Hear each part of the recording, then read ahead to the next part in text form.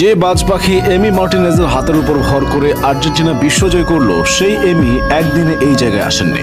2014 বিশ্বকাপের ফাইনালে যখন মেসি, আগুয়েরোরা জার্মানির বিপক্ষে বিশ্বকাপের একটা ট্রফির জন্য লড়াই করছেন, তখন এমি মার্টিনেজ তার পরিবারের জন্য বারবিকিউ রান্না করছিলেন।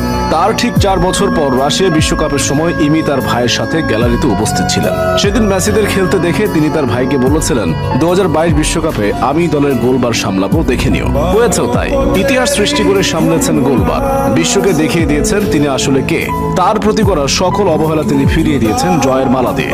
অথচ তার গল্পটা কিন্তু এত সহজ ছিল না। কৈশোর শেষে যোগ দেওয়া ক্লাব আর্সেনালেই অবহেলিত হয়ে পড়েছিলেন তিনি। সেই এমি মার্টিনেজে এখন বিশ্বমঞ্চে আর্জেন্টিনার নায়ক, গোলবারের অতন্দ্র প্রহরী। 2012 সালে এমি যখন ইংলিশ ক্লাব আর্সেনালে যোগ দিয়েছিলেন, তখন তার বয়স ছিল সবেমাত্র 17 বছর। গা থেকে তখনও কৈশোরের গন্ধ মুছেনি। কিন্তু দুর্ভাগ্যবশত এই অল্প বয়সে ক্লাব থেকে পান এক রাশ উপেক্ষা।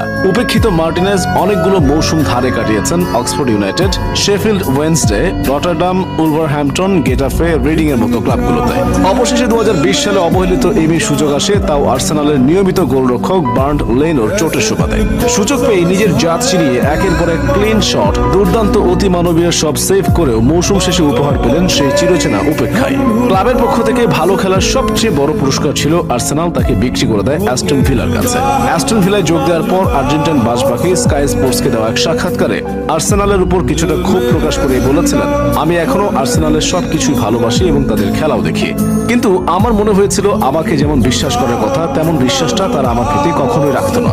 আর্সেনাল থেকে অ্যাস্টন ভিলায় গিয়েও এমি মার্টিনেজ রেখেছেন দক্ষতা এবং প্রতিভার সুস্পষ্ট ছাপ। অ্যাস্টন ভিলার ভাঙাচোরা রক্ষণের পেছনে উপহার দিয়েছেন জাদুকরী পারফরম্যান্স।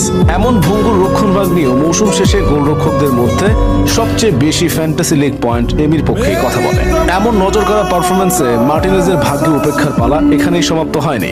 আর্জেন্টিনা জাতীয় দলের বর্তমান কোচ মাস্টারমাইন্ড লিওনেল স্ক্যালোনির পক্ষ থেকে উপহার পেয়েছিলেন উপেক্ষা। দলের মূল গোলরক্ষক ফ্রাঙ্কো আরমানি করোনা ভাইরাসে আক্রান্ত হয়, শেষমেশ এমিকে সুযোগ দিতে বাধ্য হন স্ক্যালোনি। এলো লাতিন আমেরিকার শ্রেষ্ঠত্বের লড়াই, কোপা আমেরিকার সেমিফাইনাল।